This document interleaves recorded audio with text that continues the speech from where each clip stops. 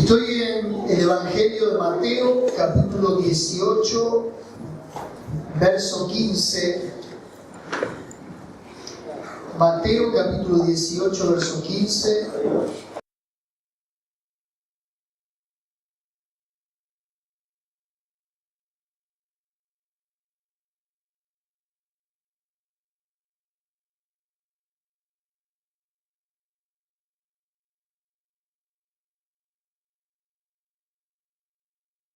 Dice la palabra del Señor. Vamos a evitar todo movimiento. Por tanto, si tu hermano peca contra ti, ve y repréndele estando tú y él solos. Si te oyere, has ganado a tu hermano. Mas si no te oyere, toma aún contigo a uno o dos, para que en boca de dos o tres testigos conste toda palabra. Si no los oyere a ellos, dilo a la iglesia. Y si no oyere a la iglesia, tenle por gentil y publicano. De cierto os digo que todo lo que atéis en la tierra será atado en el cielo, y todo lo que desatéis en la tierra será desatado en el cielo. Otra vez os digo que si dos de vosotros se pusieren de acuerdo en la tierra acerca de cualquier cosa que pidieren, les será hecho por mi Padre que está en los cielos. Porque donde están dos o tres congregados en mi nombre, allí estoy yo en medio de ellos. Entonces se le acercó Pedro y le dijo: Señor, ¿cuántas veces perdonaré a mi hermano que peque contra mí? ¿Hasta 7? Jesús le dijo: no te digo hasta 7, sino aún hasta 70 veces 5.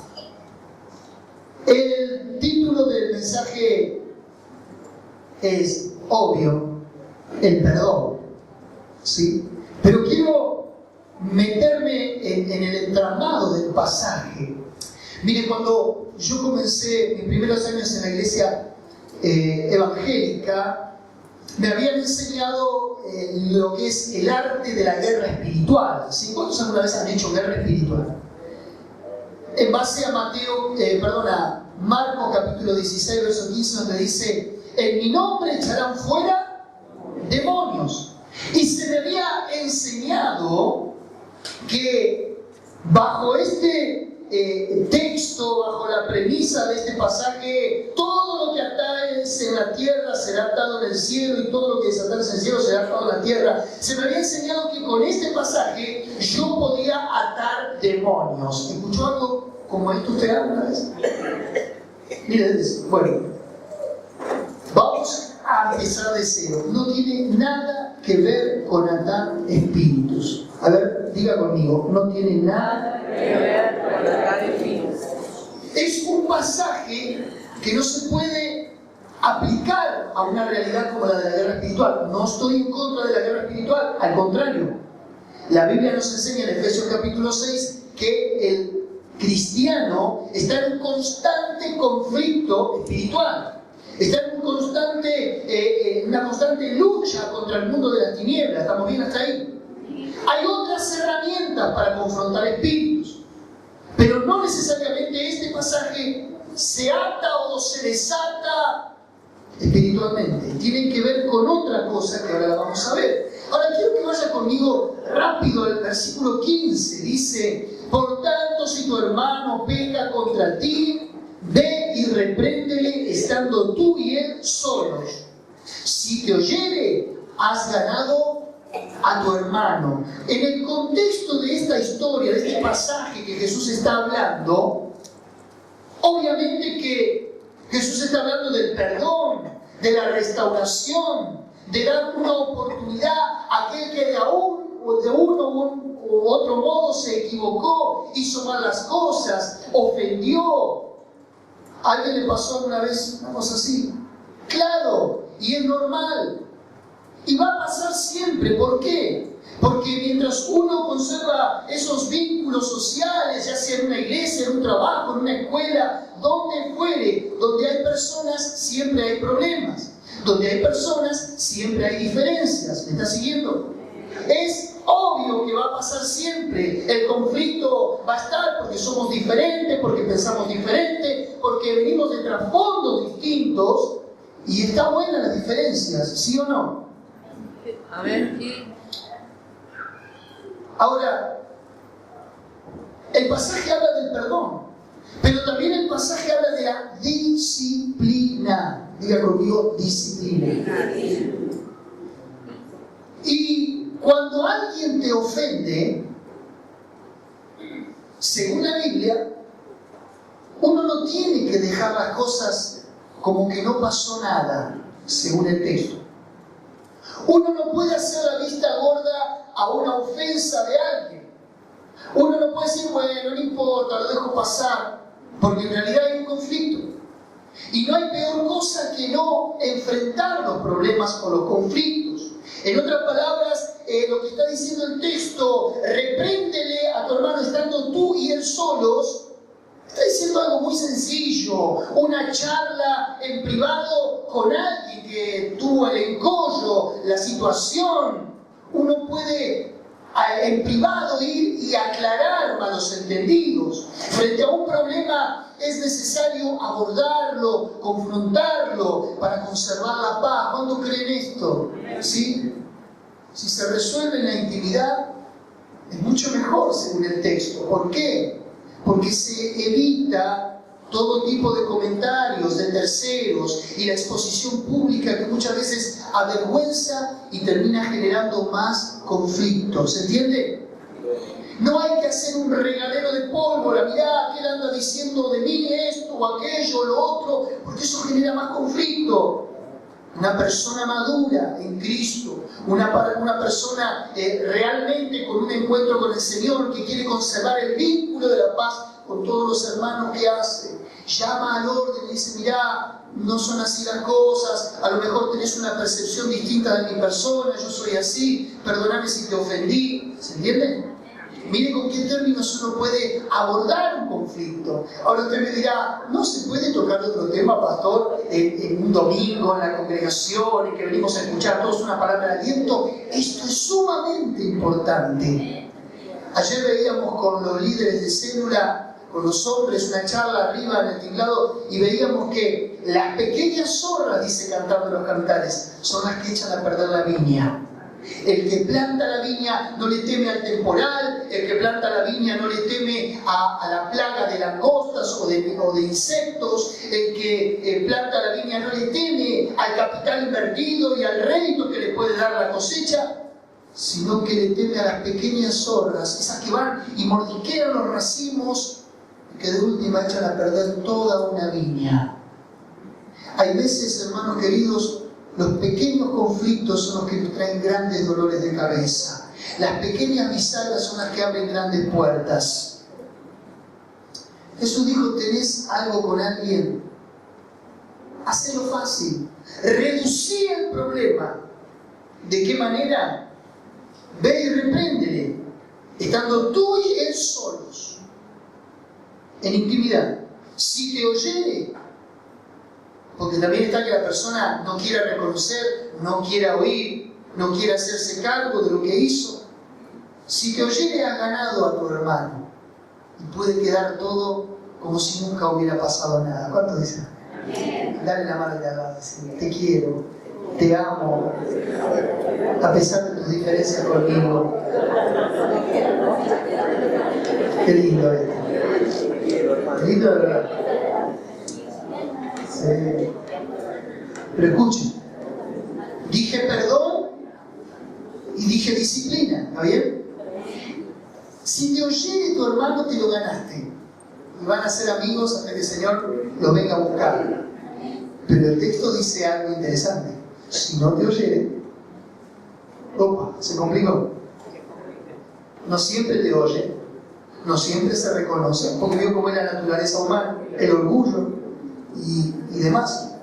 Verso 16 dice, mas si no te oyere, segunda instancia, la primera instancia agarrado solo. La segunda instancia, si no te oyere, toma aún contigo a uno o dos, para que en boca de 2 o 3 testigos conste toda palabra. Vas con 2 testigos y decís, mira, tuviste un problema conmigo, no lo querés enfrentar, no querés reconocer que hay un conflicto, que nos tenemos que pedir perdón y que tenemos que sanear la relación. Los testigos allí simplemente, según el texto y el análisis que hice del pasaje, tienen que ser testigos. ¿Por qué llamar testigos? Sería la pregunta. Porque la reincidencia sobre un acto de ofensa, sobre un pecado, sobre alguien, hace que se pierda la confianza. Y si solo con vos no te quiere enfrentar y reconocer las cosas tal cual son, es necesario un testigo o dos en la Biblia. Y el testigo solo presencia un hecho y asevera lo ocurrido. Sí, es cierto. Yo soy testigo de que fue el hermano, le pidió perdón, quiso arreglar la situación, pero de la otra parte no hubo devolución, no hubo quórum. Ahora, los testigos no significa que sean una junta inquisidora, Ojo, porque todo esto se tiene que hacer en el marco del amor. ¿Sigo? Mire que se complica. Hasta acá hacemos pie. ¿Cuántos saben nadar en lo profundo? Si te ahogás, te ahogás. Seguimos. Si frente a los testigos se intimida a la persona y dice, bueno, sí, está bien, tenés razón, bueno, cortamos acá, solucionamos el problema. Pero el verso 17 dice, si no los oyere a ellos, que fueron con amor, que predispusieron su tiempo, que tuvieron la valentía de ir y decir, mirá, tenemos que arreglar esto no puede permanecer, somos hermanos, estamos en una misma iglesia. Pero si no los oyere a ellos tampoco, porque hay gente que realmente es brava, dilo a la iglesia. Tercera instancia de disciplina. La primera, diga conmigo, lo agarro solo. La segunda, voy con testigos. La tercera, lo comunico a la iglesia. ¿Sí? Porque ya se escapa de las manos. Usted dirá, ¿pero es para tanto? Entienda usted que cuando en su organismo, su cuerpo, usted se mete una bacteria o un virus, nosotros tenemos un elemento de muy alta complejidad que no le damos importancia porque nos acostumbramos a convivir con esto, pero se llama, ¿sí?, un sistema inmunológico altamente sofisticado. ¿Dónde radica la mayor cantidad de componentes que hacen al sistema inmunológico? En los intestinos y los riñones. ¿Sabía eso?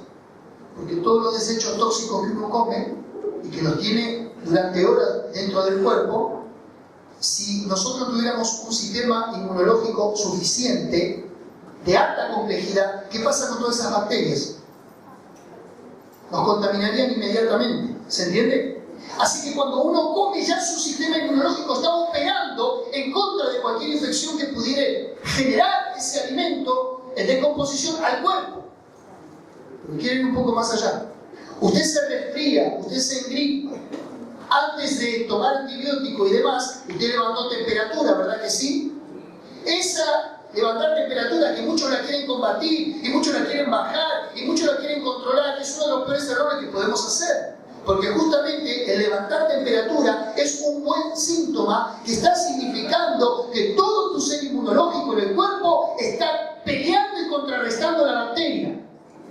Uno dice, no, tener fiebre es un síntoma netamente perverso, ya tenés que tomar algo para bajar la fiebre. Y que si bajar la fiebre, no estás dejando que el cuerpo contrarreste. Acá en este conflicto ya levantó fiebre, porque lo agarraste vos solo y que dijo, no. Segundo, fue integró testigo y dijo, no me interesa. Se lo dijiste a la iglesia, ya tenés 40 de temperatura. El cuerpo de Cristo ya está volando en fiebre. Cuando te agarras un resfrío, una gripe, lo que sea, todo tu organismo te empieza a doler los músculos, las articulaciones. ¿Cuánto le pasa? Dolor de cabeza, malestar, sino obvio. Porque el cuerpo está siendo atacado desde afuera hacia adentro. Pero todo el cuerpo interno está trabajando para expulsar, para contrarrestar esa enfermedad. Lo mismo pasa con una medida disciplinaria. Y mirá que mi sermón tiene que ver con el perdón. Pero ya voy a atar cabos. Déjame explicarte esto. La disciplina es parte de la restauración. La disciplina es parte también de perdonar. ¿Vamos bien hasta acá? Así que no lo veo contradictor bajo ningún aspecto, no lo veo negativo bajo ningún aspecto tratar este tema, porque justamente si nosotros queremos crecer, queremos ser una iglesia saludable, queremos ser el cuerpo de Cristo que pueda ser sal y luz a la sociedad, al mundo, nosotros primeramente tenemos que estar sanos internamente, ¿se entiende? Y créame que no hago un mensaje en función a un conflicto, porque gracias a Dios estamos bien. No estoy diciendo esto hablándole a una persona en particular, a menos que la persona se sienta afectada o tocada con esto, pero créame que simplemente esto lo hago a modo preventivo. Hoy la medicina preventiva, gracias a Dios, en el ámbito secular ha logrado detectar enfermedades y anticiparse antes de que éstas se generen. Lo mismo aquí. Hablando de este tema nos hace bien, porque nos ayuda a enfrentar situaciones. Hoy termina el culto, alguien puede decirte algo que no te guste, puede ofenderte, puede tener una mala actitud, y vos ya vas a saber cómo actuar. Decía Talado, anda buscando testigos. ¿Sigo? Bien. Dice el verso 18, el 17. Si no oyere a ellos, dilo a la iglesia. Ya cuando lo decís a la iglesia, la persona del conflicto ya se siente que está en un problema, que no se metió con uno, se metió con todos. Y eso está bueno. No para atacar a alguien, no para hacer causa común y denigrar a una persona, ni subestimarla, ni decirle sos un perverso o esto o lo otro, sino para que corrija una cuestión. Por eso se agotaron las instancias. Esto es como cuando uno va a un juicio. Un juicio, bueno, uno recibe la condena y demás, pero uno tiene el derecho de la apelación. ¿Cuántos sabían eso? En jurisprudencia hay por lo menos 3, 4 instancias.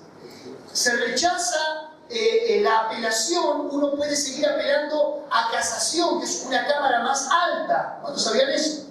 Agotada y casación no te da bolilla, uno puede apelar a la Suprema Corte.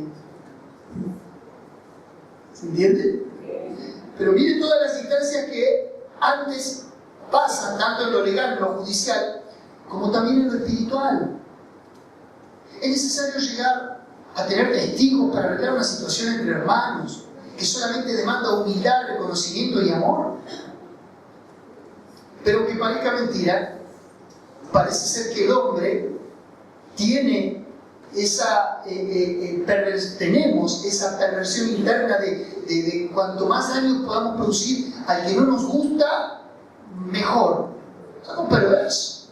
Pero quiero meterme en el texto. Dice: si no oyere a la iglesia, tenle por gentil y publicano. Y alguien a quien yo respeto muchísimo, por ser uno de los autores de la palabra, escritores de la palabra, el autor es el Espíritu Santo, pero alguien que yo respeto mucho es el apóstol Pablo, que en Segunda de Tesalonicenses tiene un caso. Y me gusta ver cómo lo resuelve. Segunda de Tesalonicenses, ponemos aquí 3, 14 y 15.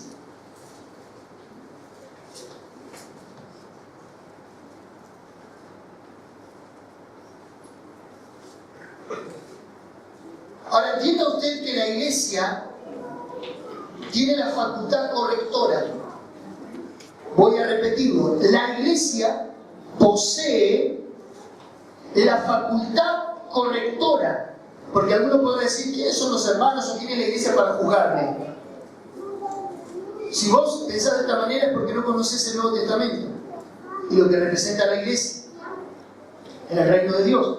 La iglesia tiene la facultad correctora dada por Dios. En otras palabras, la iglesia tiene la facultad y la soberanía de parte de Dios, delegada, impartida, para corregir, para disciplinar y para restaurar. Ella tiene la responsabilidad de mantener el orden, el respeto mutuo, la cordura y velar por el bien común de todos.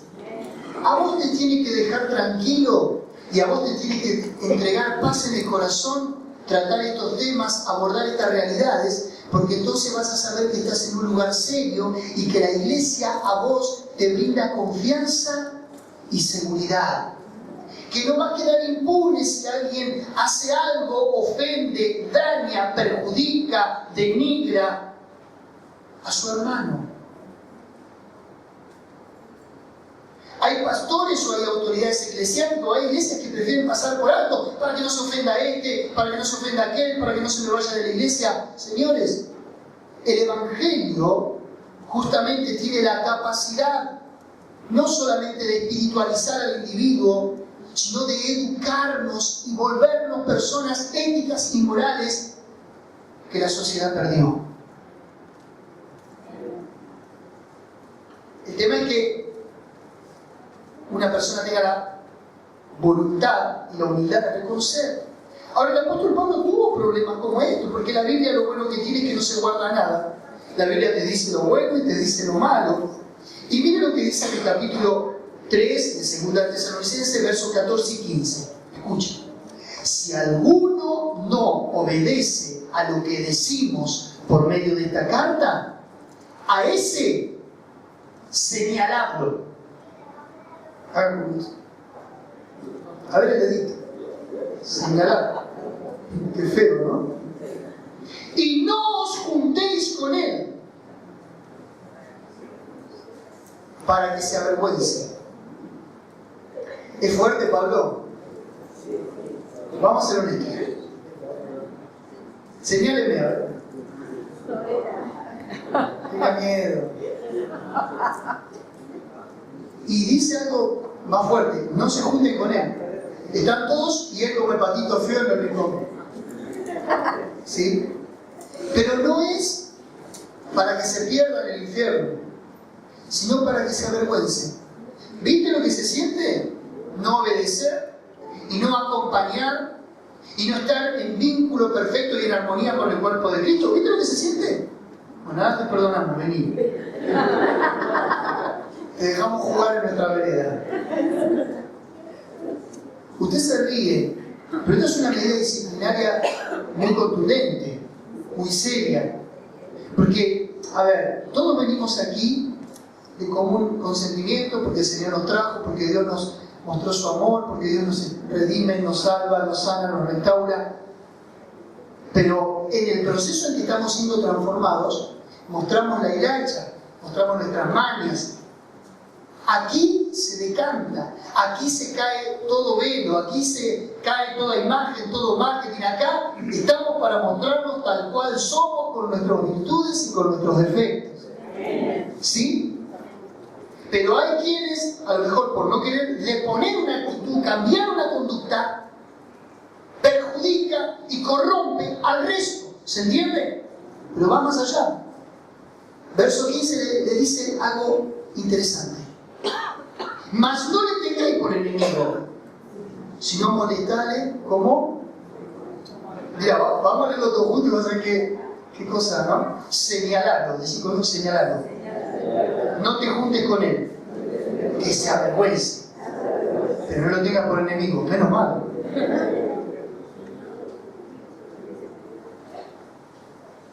¿Alguno le gustaría pasar por esta instancia disciplinaria? Entonces arreglar tu asunto en privado con tu hermano. Tremendo, ¿no? Hasta aquí predominó el perdón.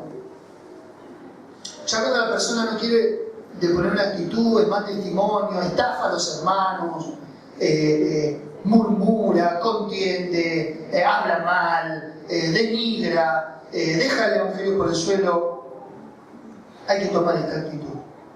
Es fuerte, pero no queda otra, ¿sí? Porque si no, llegue a la iglesia. Ahora mira Romanos 16, 17, dice algo más interesante. Romanos 16, verso 17.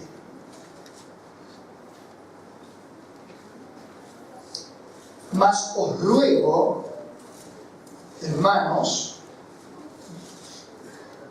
que os fijéis en los que causan divisiones y tropiezos en contra de la doctrina que vosotros habéis aprendido y que os apartéis de ello. Fíjense que la iglesia no solamente a veces es atacada internamente por malos ejemplos, malos testimonios, por peleas, por contiendas, por cosas, porque somos hombres, somos seres humanos, nos equivocamos, sino que también uno de los enemigos de la iglesia puede llegar a ser que alguien vaya en contra de lo que cree el común denominador de la iglesia, o la palabra de Dios misma, ¿sí?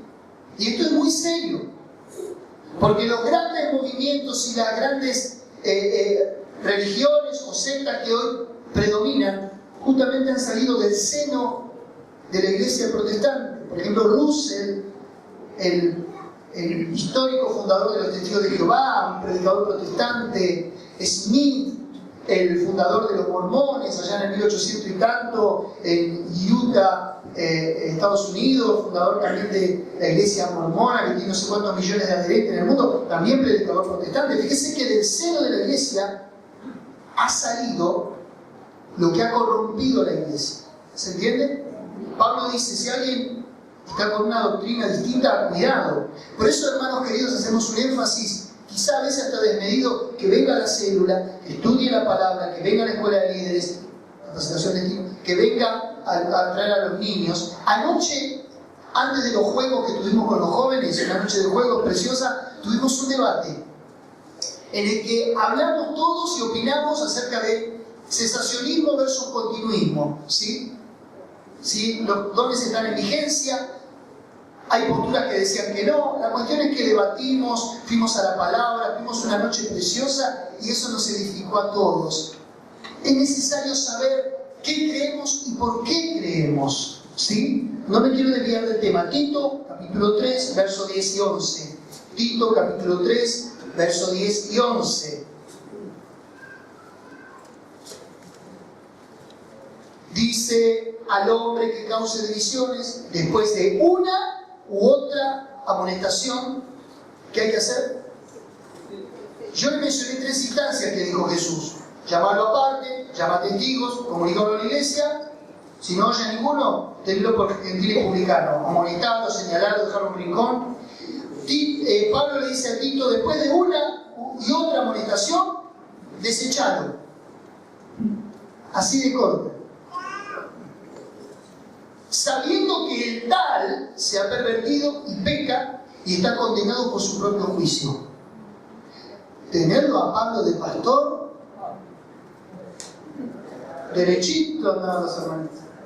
¿Sí o no? ¿Pero está mal esto? No. Si no saben lo que sería la iglesia, por eso les dije que la disciplina tiene un carácter correctivo, restaurador. A mí me acuerdo cuando recién vine a la iglesia, el pastor me llamaba al orden a cada momento. Y hoy soy pastor. Y hoy se lo agradezco, porque claro, yo vine con tantas cosas feas de la vida pasada, del mundo. Yo no hubiera tenido un pastor que me confrontara, que me decía lo que hacía bien y lo que hacía mal, aunque no me gustaba muchas veces. Pero parte de la formación es esa. Y aunque vos tengas mucho más años que yo, 60, 70 años, a lo mejor no te gusta que alguien de 40 años, resté 3, alguien de 40 años te venga a decir algo que vos lo sabés de mucho más antes en la vida. ¿Se entiende? Bueno, pero hasta acá predominó la disciplina, el perdón.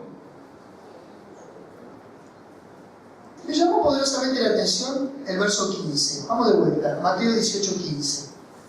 Porque dije, esto es interesante.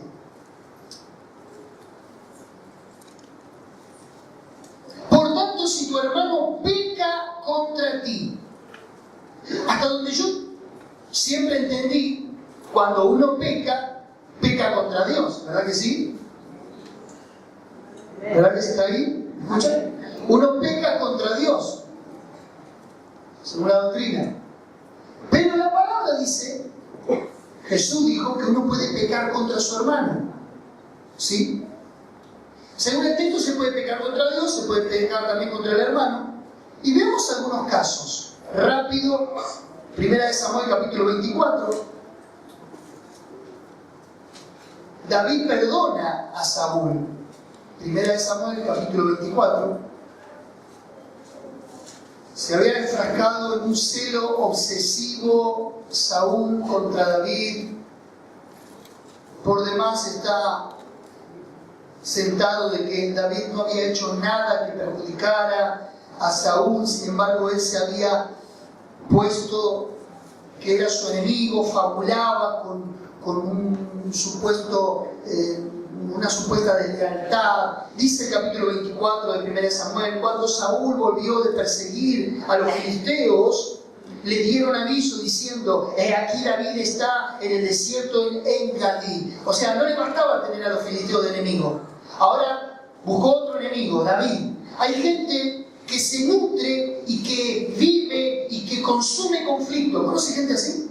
No terminó de tener un encollo con este que va y busca otro, y va y busca otro. Hay personas que viven en conflicto, viven en pie de guerra. Nunca van a deponer las armas porque siempre necesitan retroalimentarse con más conflicto para sostenerse. Es terrible. Dice el verso 2, y tomando Saúl 3.000 hombres, todo un ejército escogido de todo Israel, fue en busca de David y de sus hombres, por las cumbres de los peñascos, de las cabras monteses. Y cuando llegó a un redil de ovejas en el camino, donde había una cueva, entró Saúl en ella para cubrir sus pies. Algunos dicen que cubrir sus pies es un eufemismo en el aspecto hermenéutico. Algunos dicen que fue a hacer su necesidad fisiológica, otros dicen que fue a dormir y a desvestirse. Libre interpretación. Se metió en una cueva para cubrir sus pies y David y sus hombres estaban sentados en los rincones de la cueva. Entonces los hombres de David le dijeron, he aquí el día que te dijo Jehová. Estaban en la cueva, estaba ahí Saúl y ellos estaban en un rinconcito escondidos. He aquí que entregó a tu enemigo en tu mano y harás con él como te pareciere. Miren los amigos de David. Y se levantó David y calladamente cortó la orilla del manto de Saúl. Algo terrible. La orilla del manto es una borla de color azul, o los tzitzit que tienen los mantos de los talit judíos, que eso representaba la ley. Cortar eso a un judío era como cortarle la palabra. Recuerda la mujer del flujo de sangre, dice, si tan solo tocare el borde de su manto. Está diciendo, si tan solo tocare la palabra que lleva encima el rabino, se le salva. Aquí David le corta el borde de su manto y le corta algo muy sagrado para el judío.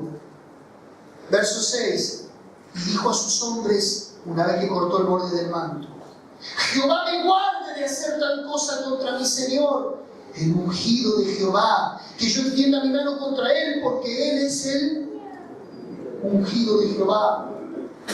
David se sintió mal por cortar el borde del manto. Imagínense que se animaba a matarlo y era su enemigo.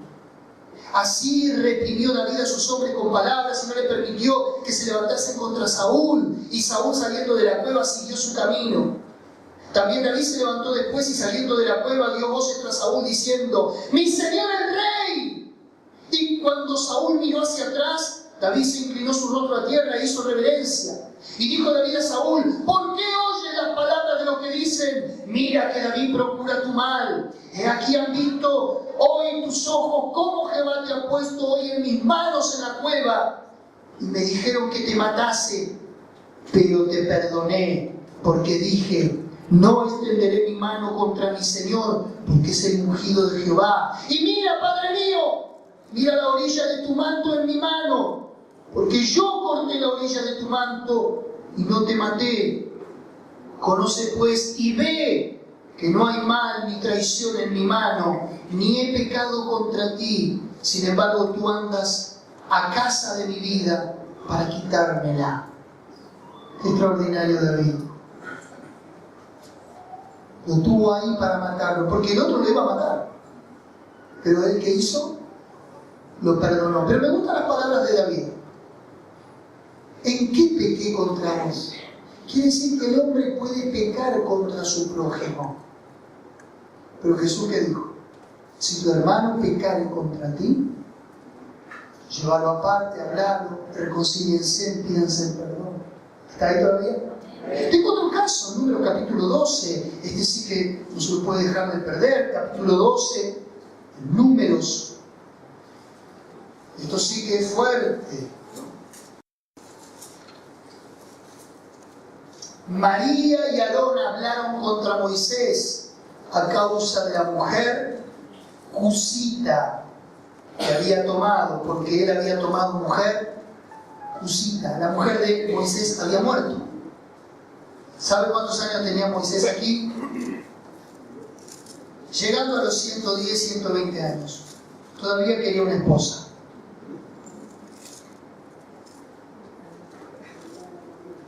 ¿Por qué murmuraron por haber tomado una mujer cusita? Porque Cus era el norte de África. O sea que la mujer era una mulata.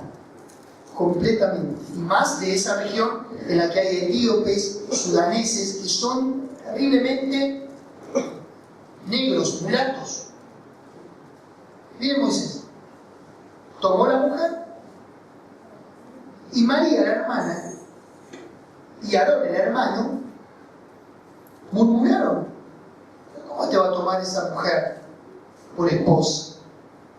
¿No hay hermosas judías, blancas, rubias, preciosas? Primer caso de xenofobia para mí. Y dijeron, verso 2, solamente por Moisés ha hablado Jehová, diciendo, ¿qué? ¿A él solo Dios le da autoridad? ¿No tenemos autoridad nosotros también? ¿No ha hablado también por nosotros? Y lo oyó. Y esto es lo más interesante, que cuando vos hablas con tu hermano hay uno que está oyendo, y ese es Dios. Y aquel varón Moisés era muy manso, más que todos los hombres que habitaban sobre la tierra. Luego dijo Jehová a Moisés, a Aarón y a María, salid vosotros tres del tabernáculo de reunión. Salieron los tres. Vengan los tres para acá, les dijo. Entonces Jehová descendió en la columna de la nube y se puso a la puerta del tabernáculo. Y llamó a Aarón y a María, y salieron ambos. Ahí sí que es Dios el que te está llamando a algo. ¿Qué pasó? Y él les dijo, oíd ahora mis palabras. Cuando haya entre vosotros profeta de Jehová, le apareceré en visión, y en sueños hablaré con él. No así a mi siervo Moisés, que es fiel en toda mi casa. Cara a cara hablaré con él, y claramente y no por figuras, y verá la apariencia de Jehová. ¿Por qué pues no tuvisteis temor de hablar contra mi siervo Moisés? Entonces la ira de Jehová se encendió contra ellos, y se fue. Y la nube se apartó del tabernáculo, y he aquí que María estaba toda leprosa como la nieve. Y miró Aarón a María, y he aquí que estaba leprosa. Y dijo Aarón a Moisés, ¡ay, Señor mío! No pongas ahora sobre nosotros este pecado, porque locamente hemos actuado y hemos pecado. ¿Puede el hombre pecar contra su hermano? Sí, cuando haces algo contra alguien, pecas contra tu hermano. Y ese mismo término, fíjate que se utiliza cuando ofendes también a Dios. No quede ahora ella como el que nace muerto, que al salir del vientre de su madre tiene ya medio consumida su carne. Entonces Moisés clamó a Jehová, diciendo, Era la hermana, era la que le había criado a Moisés. Te ruego, oh Dios, que la sanes ahora. Respondió Jehová a Moisés: pues si su padre hubiera escupido su rostro, no se avergonzaría por 7 días, se echará fuera del campamento por 7 días y después volverá a la congregación. Y así María fue echada del campamento 7 días y el pueblo no pasó adelante hasta que se reunió María con ellos. Mire, la murmuración de María detuvo la marcha de más de 600.000 hombres de a pie. Fíjese cómo para Dios un pecado pequeño dentro del pueblo, dentro de la congregación, detiene la marcha de toda una nación. ¿Está ahí? Verso 16. Después el pueblo partió de Aserot y acamparon al desierto de Parán. Pecar contra tu hermano puede desencadenar enfermedad si no está resuelto. Que alguien te perdone te puede impartir sanidad. Que pidas perdón puede traer sanidad a tu cuerpo. Eso es lo que me enseña el pasaje. ¿Sí? Alguno podrá decirme: pastor, eso es Antiguo Testamento. Hermanos queridos, Romanos, el apóstol Pablo dice: las cosas que antes se escribieron, para nuestra enseñanza se escribieron, a fin de que por ellas tuvimos ejemplo. Último, Lucas 15, verso 18. Solamente ese pasaje. Lucas 15, 18. ¿Qué dijo el hijo pródigo? Me levantaré e iré a mi padre y le diré: Padre, he pecado contra el cielo y contra ti. Quiere decir que el pecado es vertical y horizontal. Cuando uno peca, tiene una repercusión en ambos sentidos, ¿sí? Y el hijo pródigo aquí, bajo la convicción del Espíritu Santo, convicto de pecado va, se arrepiente y tiene una conciencia. Aquí yo entiendo que el estado de depravación del hijo pródigo se interrumpe con la convicción de pecado, y ahora él tiene luz. Antes no la tenía, por eso se fue con rameras, por eso desperdició los bienes de su padre, por eso le pidió la parte, porque no estaba en su sano juicio, no estaba en su cabalidad. Ahora, convicto de pecado, el Espíritu Santo arroja luz y él dice: yo no ofendí solamente a Dios, ofendí a mi padre. Y obviamente la historia tiene un final feliz: el padre lo perdona, es padre. También tiene un final feliz para nosotros. Ofendimos a Dios, pero Dios es Padre. Ahora, quiero ir cerrando Mateo capítulo 18, verso 18,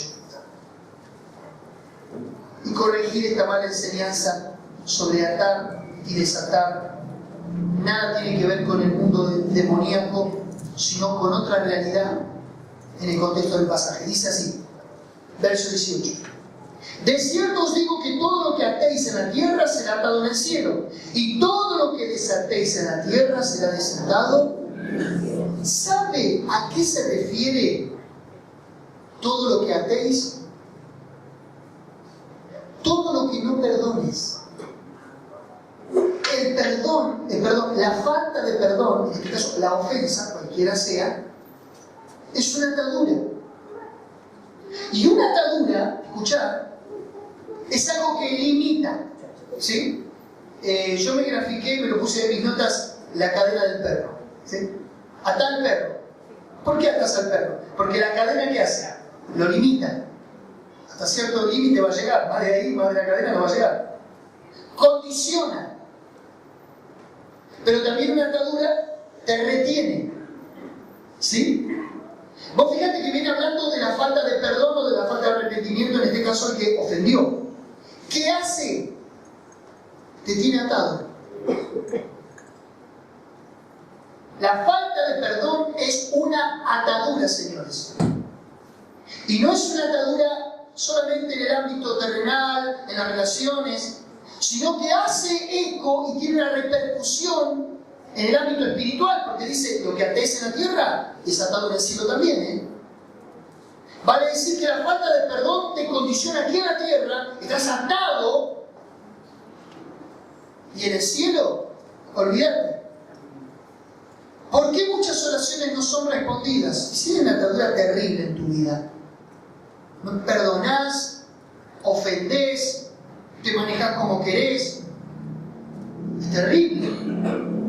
Ahora, la ofensa es una atadura que genera, según el texto, la falta de perdón. Y esa atadura persiste si persiste la falta de perdón. Hasta que vos no reconozcas. Por eso Jesús lo añade ahí en el texto. Se ata en el cielo, se ata en la tierra y se ata en el cielo. Y lo que hagas aquí abajo tiene una repercusión en el cielo, como te decía. La ofensa es un conflicto que, como un cerrojo, cuya única llave para abrirlo es el perdón. Es terrible. Por eso muchas veces el cristiano no puede permanecer, ser beneficiario de las bendiciones, ver el cumplimiento de Dios en su vida, ver la transformación de su vida. Parece que siempre está igual, dando vueltas siempre en el mismo proceso. Jesús dijo, estás atado. Y la falta de perdón te ata, escuchad, a personas y a circunstancias. Fíjate que el que no perdonó no puede despegar de ese conflicto, siempre lo tiene en un presente continuo. Por más que hayan pasado años, no lo perdonaste, la vida te lo vuelve a poner en un constante, consciente continuo. ¿Sí? ¿Estás siguiendo? Te digo, hasta que no perdones, estás ligado a personas y a circunstancias. Te digo más, tenés cadena perpetua. Ahora, el día que vos decidiste perdonar y resolver el conflicto, se libera. Tu vida, porque vos encima decís, encima que me ofendió, le tengo que dar el beneficio de perdonarlo. No lo perdono, no le hablo más. ¿Sabes que no se perjudica a la persona? Vos te perjudicas. Y cuando perdonas, no estás beneficiando al que te ofendió, te estás beneficiando vos, porque vos te soltaste. Listo, soy libre. Diga conmigo, ahora soy libre. Abra sus alitas así, no le pegue a la nariz. Soy libre. Una vez alguien me dijo, ¿qué encima le tengo que perdonar por todo lo que me hizo? Como diciendo, le tengo que dar el beneficio de... Sí, porque no es la persona que se beneficia, sos vos que te quedás. Vio que a veces uno dice, bueno, de parte mía ya hice todo lo que tenía que hacer, agoté las instancias. Ahora depende de la persona que reconozca. Esto es un saco que nos cabe a todos. Desde mí como pastor hasta usted, como miembro de la iglesia o como persona que recién llegó a una iglesia. Porque todos nos ofendemos de una u otra forma. Y si hasta ahora no, dentro de un rato te pueden ofender. O la semana que viene. ¿Qué vas a hacer con eso? Tenés las herramientas que la palabra de Dios te otorga. Ahora, Jesús es un experto, ¿no? En el perdón. Por algo fue nuestro Redentor. Y él dijo dos cosas interesantes. Primero, Jesús le llamó a la falta de perdón una deuda. Algunos me dirán, no quiero más deuda. Segundo, Jesús dijo que tenemos la facultad para cancelar la deuda. ¿Cómo? Adoptando la naturaleza del Padre. Me encantó escribir este término. Asociándonos con un atributo divino de Dios, que es la misericordia. ¿Cómo, pastor, yo puedo perdonar deudas, cancelar deudas? Sí. Mateo 6:12 dice, y perdona nuestras deudas, hacia arriba, así como nosotros perdonamos a nuestros deudores. Perdona mis pecados hacia vos, como yo perdono los pecados hacia mí aquí en la tierra. Hermanos queridos, hay veces la iglesia ora por sanidad. Hay veces la iglesia ora por la familia. Y hay veces no pasa nada. Porque hay veces hay terribles ataduras que las ofensas han generado. Vamos a ver las cosas en el mundo espiritual que se tejen. Si por algún momento se nos abrieran los ojos, la convocatoria de demonios que viene sobre una persona que acaba de ofender o que acaba de ser ofendida, para traerle y minarle el corazón con semillas de resentimiento, de odio, de rechazo, de sentirse traicionado, de sentirse frustrado, de sentirse fracasado. ¿Sabéis cuánta gente anda pululando por ahí diciendo en la iglesia tal me lastimaron, en la iglesia tal me ofendieron, en tal lugar me subestimaron? ¿Sabéis cuánta gente anda? ¿Por qué? No pudo resolver la cuestión. Y el enemigo aprovechó esa desventaja y le sembró un montón de porquería en el corazón. Y andan con una gangrena encima. Y andan con una lepra como la hermana de Moisés, como María, enfermos. Siendo que una vez Dios los llamó para salvación. Una vez Dios los llamó para arrepentimiento. Pero el orgullo del hombre, del ser humano, es tal que a veces es preferible apartarse de Dios, ir de iglesia en iglesia, que resolver una cuestión con un hermano a solas, en privado, decir, mira, me equivoqué, perdóname. Tuve una falsa apariencia, una falsa imagen tuya. Te miré con una idea preconcebida, perdóname. Pensé que eras así, pero bueno, fue mi percepción que me falló. ¿Sabes cuánta gente se fue de esta iglesia ofendida conmigo? Si tengo que perdonar, tengo una lista, ¿no?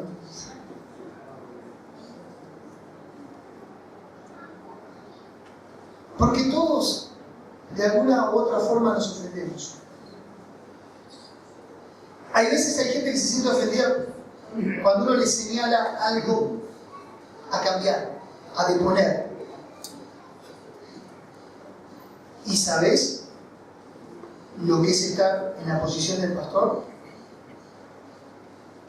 En la que le decís algo a una persona y después la persona lo tergiversa y le llega a la cabeza al resto diciendo, el pastor me dijo esto. No, y yo no le dije eso. ¿Cómo detenés eso?